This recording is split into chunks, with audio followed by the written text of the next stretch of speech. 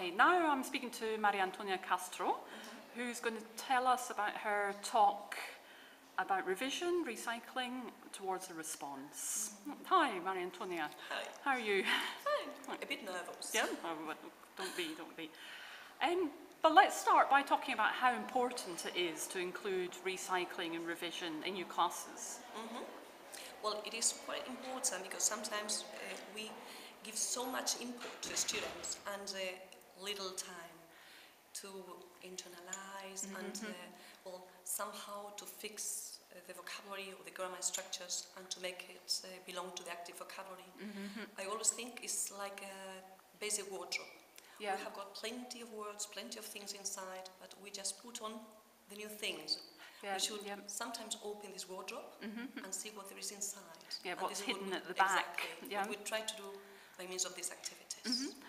Okay, so what kind of age groups are you teaching? Well, all ages. We are at a private academy and we have got all ages, so I'm teaching all ages. Yeah, and do you use similar techniques with different age groups? No. Or? So with children we use more kinesthetic activities, even for revision, and well, with adults sometimes, but they are a little bit more reluctant to movement. Yeah. So we try just to give what they want. It's a la carte. Yeah, yeah. And have you got a favourite revision activity that you could recommend? Yeah, of course. I love personalizing things. This is why we have, for example, a favourite activity, which we do at the very beginning of the course.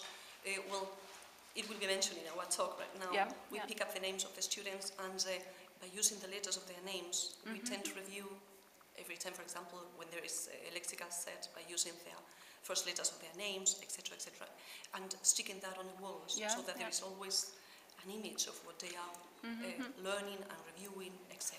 Yeah, and a nice personal touch there. Exactly. They feel that it's their word, maybe. And Exactly. Sounds interesting. You've been such a supporter of TESOL-SPAIN. Do you enjoy speaking at TESOL-SPAIN events? Yeah, What do you like about it?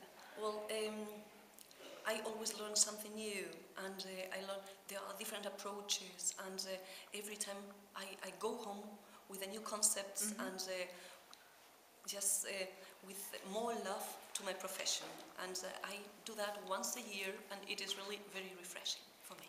Oh, great. I'm glad to hear that. Thank you very much. Welcome.